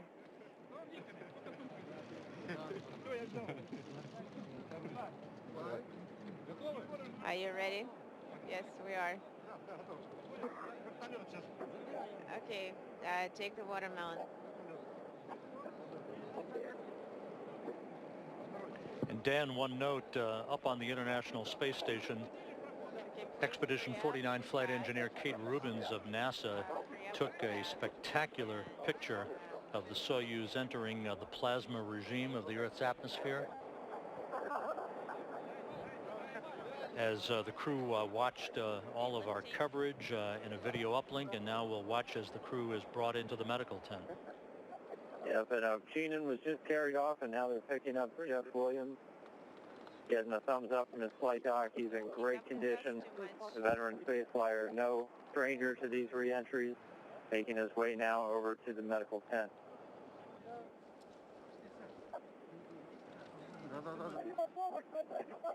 And just up behind him is Oleg Skropochka. Are there only 4 people carrying now?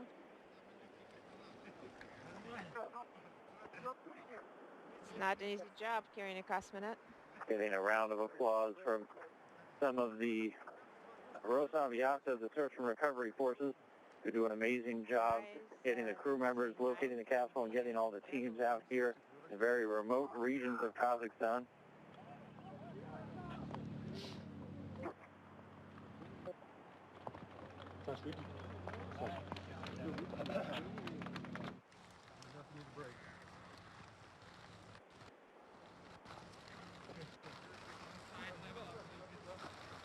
Take your time.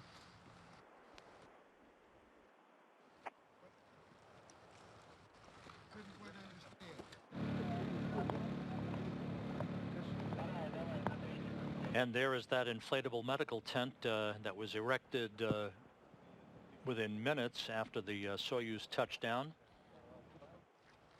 The crew being brought inside. Alex Grapochka, veteran now of 331 days in space on his 2 long-duration missions. And Dan, once again, many thanks for your invaluable reports from the landing site. And the other crew members. Again, Jeff Williams and Cheenan already in the medical tent. Grapochka now inside as well. So we'll begin these a little bit more extensive medical checkouts. We'll conduct those field tests, and then we'll be back off to Karaganda. So let me dial in and give a little running commentary while you guys waited for that TV signal, but it is a gorgeous day for a landing here. The capsule now already upright as they're going to begin pulling samples out, and in just a little bit from now, we'll be loading back into the helicopters, making our way back to Karaganda. So thanks for letting me call in, but I'll go ahead and wrap it up on my end, and that'll do it for me out here in Kazakhstan. Dan Hewitt, NASA Public Affairs Officer at the landing site. The Soyuz vehicle now has been hoisted to an upright position as the RSC Energia personnel will begin the process of extracting cargo brought home from the International Space Station, including air samples that were brought out from the Bigelow Expandable Activity Module, the BEAM, by Kate Rubins and Jeff Williams, who entered the module just yesterday in Williams' final full day in orbit. One of those air samples was promised to the Russian engineers for analysis, and that's what amongst the cargo that will be removed from the Soyuz spacecraft as the safing of the spacecraft continues. Again, all 3 crew members now in the medical tent. They'll be helped out of their Sokol launch and entry suits into more comfortable flight clothing. They'll undergo medical testing and what they call field testing to test the effects of some 172 days in space. And then they'll be brought outside the medical tent to be loaded in helicopters for a 2-hour flight back to Karaganda. A brief Kazakh welcoming ceremony at the Karaganda airport before the crew is split up, with Jeff Williams boarding a NASA jet for the flight back to Houston, and the 2 cosmonauts of Cheenan and Grapochka boarding a Gagarin cosmonaut training aircraft for a flight back to Chkalovsky Airfield outside of their training base in Star City, Russia. I have just switched it over. I will switch it back.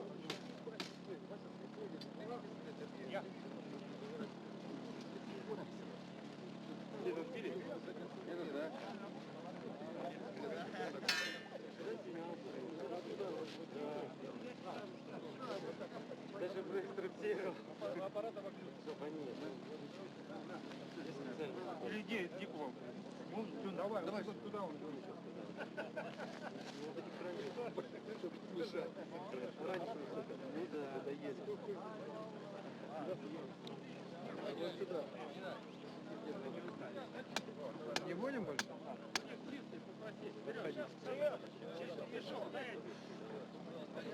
Нормально.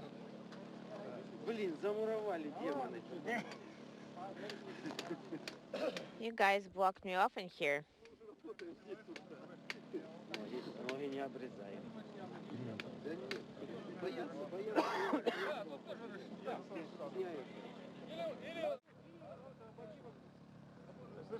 Давай, вот эти снять и сюда поставить. And remove these and move over there.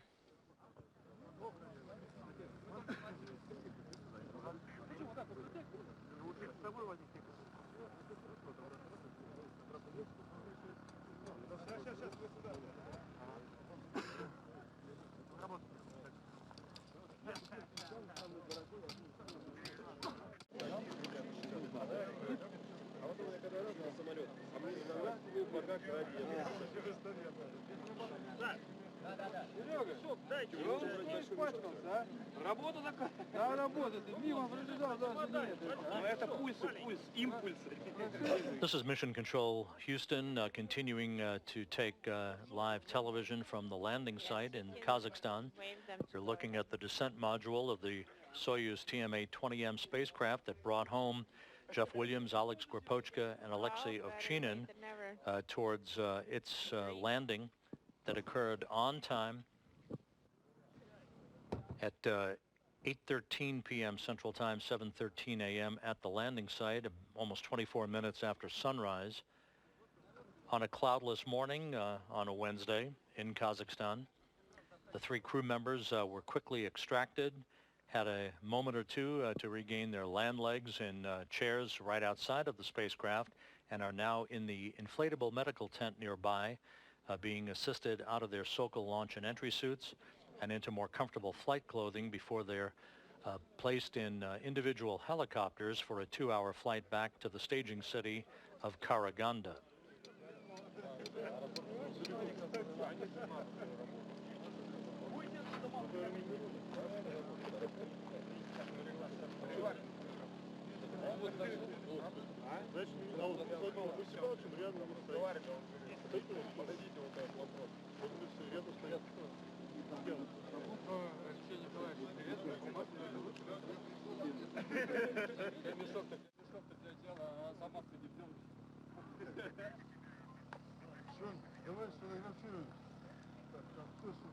Ну, если ты меня отпустишь сейчас, в смысле, я сейчас посмотрю тогда повнимательнее, что там. If you let me go right now, I'll take a closer look.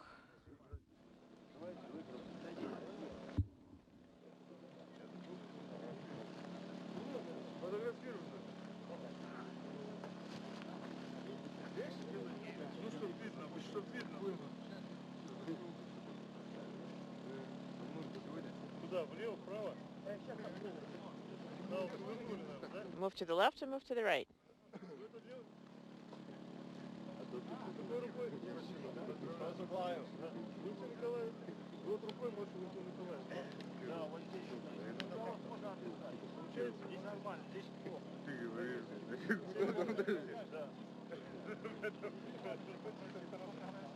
Да, Владимир Степанович.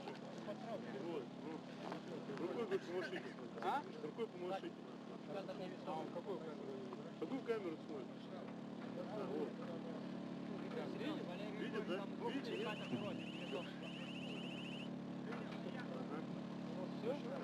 Все, я для нее рукой машу, для Валентины Николаевны.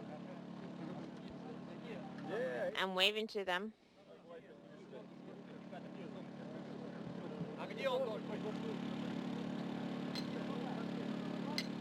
This is Mission Control Houston.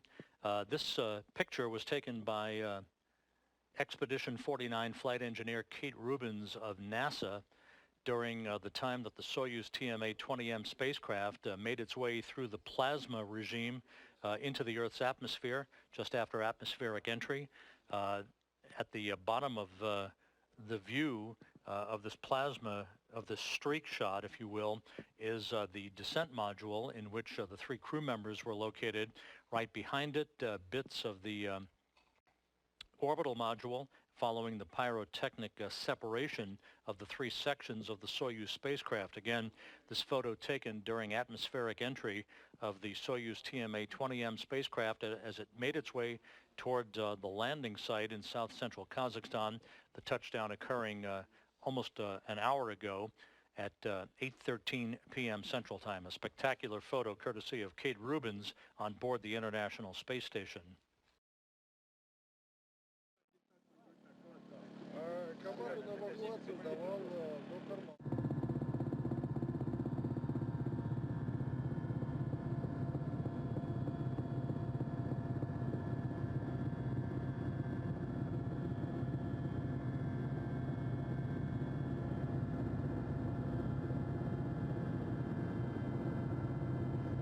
And replays that were taken from one of the search and recovery helicopters as the Soyuz was in the final seconds before touchdown. This ought to give us a good view of the soft landing engines firing just a second or two before touchdown.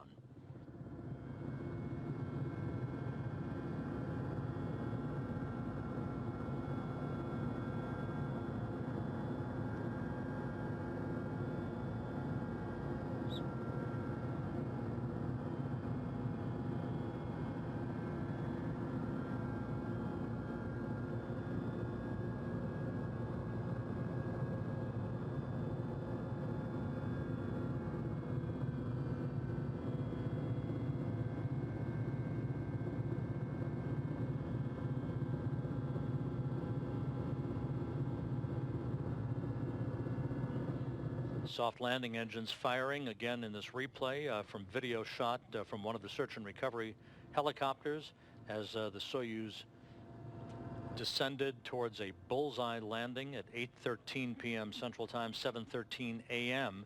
At the landing site on Wednesday morning in south-central Kazakhstan.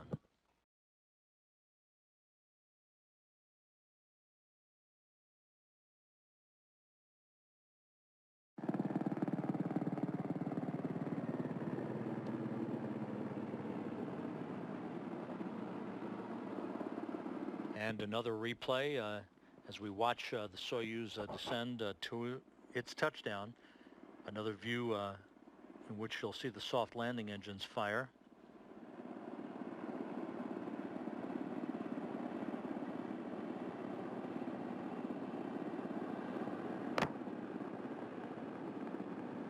Again, those soft landing engines fire just a couple of seconds before touchdown in a final braking maneuver.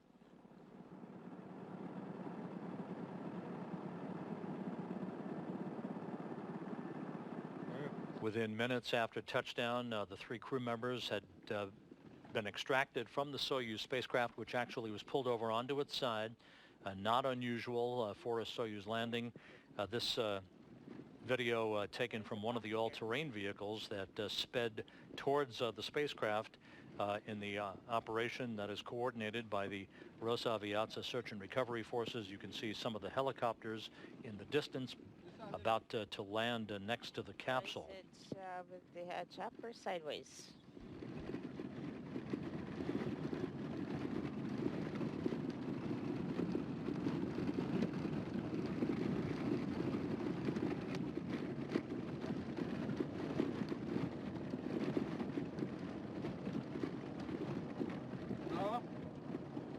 Серег, куда? Sergey, over there.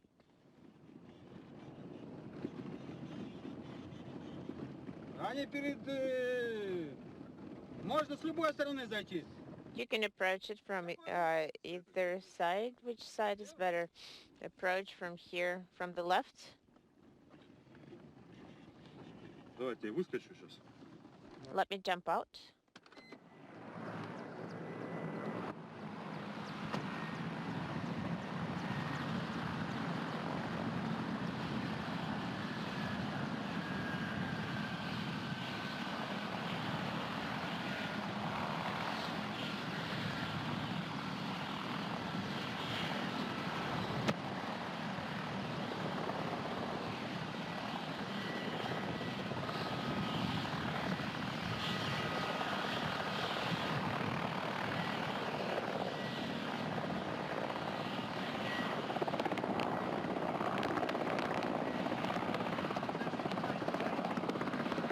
Again, this is a video replay of activities that occurred within the last hour, within minutes after the touchdown of the Soyuz TMA-20M spacecraft that brought home Jeff Williams, Alexei Ovchinin, and Alex Gripochka after 172 days in space and aboard the International Space Station.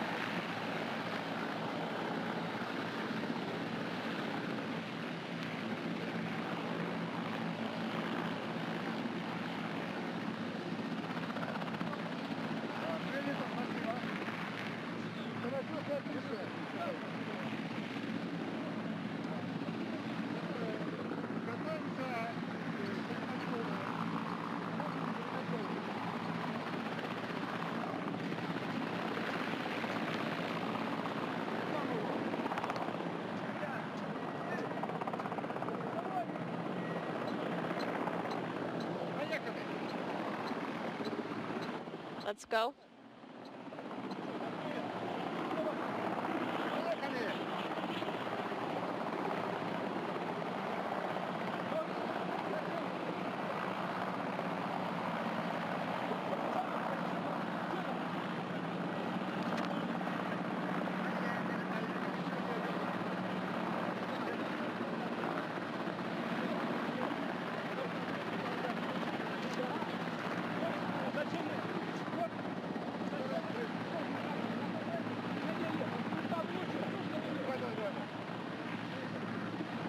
Again, this is video that was shot by members of the search and recovery forces at the landing site of the Soyuz TMA-20M spacecraft. The Soyuz landed right on target and right on time at 8:13 p.m. Central Time, 7:13 a.m. in Kazakhstan on Wednesday morning. You can see members of the search and recovery personnel rolling the Soyuz to the proper orientation to facilitate the extraction of the crew after the Soyuz landed on its side, or was pulled onto its side by its parachute. The crew was extracted from the vehicle within minutes. They're inside the medical tent, receiving their initial medical tests, getting out of their Sokol launch and entry suits into more comfortable clothing, and soon will be airborne in 3 Russian Mi-8 helicopters for a 2-hour flight to Karaganda, the staging city from which this operation took place. Williams to fly back to Houston on a NASA plane. Ovchinin and Skripochka to return to Chkalovsky Airfield outside their training base at Star City, Russia.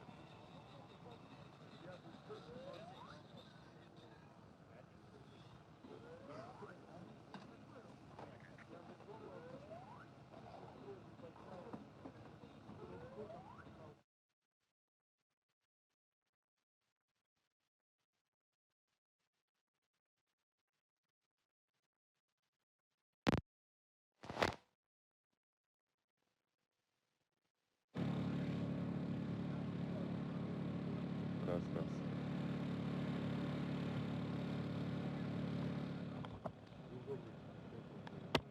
Саша, на первое место.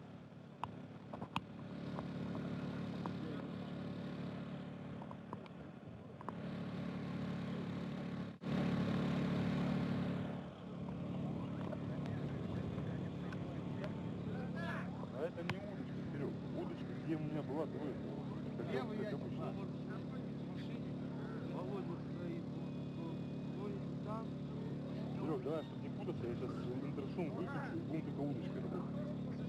let me put the microphone. This is Mission Control Houston. As you see, video now live from the landing site, part of the phalanx of Russian Mi-8 helicopters.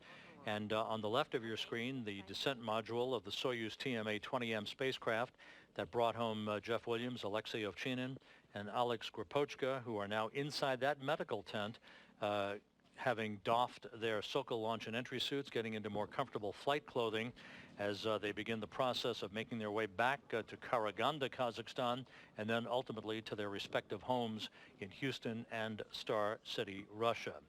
That will wrap up our coverage for this evening. Just to recap, the Soyuz brought home Williams, Ovchinin, and Skripochka to a bullseye touchdown at 8:13 p.m. Central Time, 7:13 a.m. Kazakhstan time on Wednesday morning, bringing to a close Expedition 48 after 172 days in space. For Jeff Williams, a U.S. record 534 days in space on 4 missions, 3 long-duration missions over a 16-year span that included almost every facet of the assembly of the International Space Station. This crew now safely back on Earth, and on board the International Space Station, work continues under the guidance of the new Expedition 49 commander, Anatoly Ivanishin, along with NASA flight engineer Kate Rubins and Japan Aerospace Exploration Agency flight engineer Takoya Onishi. That will bring our coverage to a close this evening, a safe return to Earth for the 3 members of Expedition 48, Williams, Ovchinin, and Skripochka, back home safely on Earth. This is Mission Control Houston.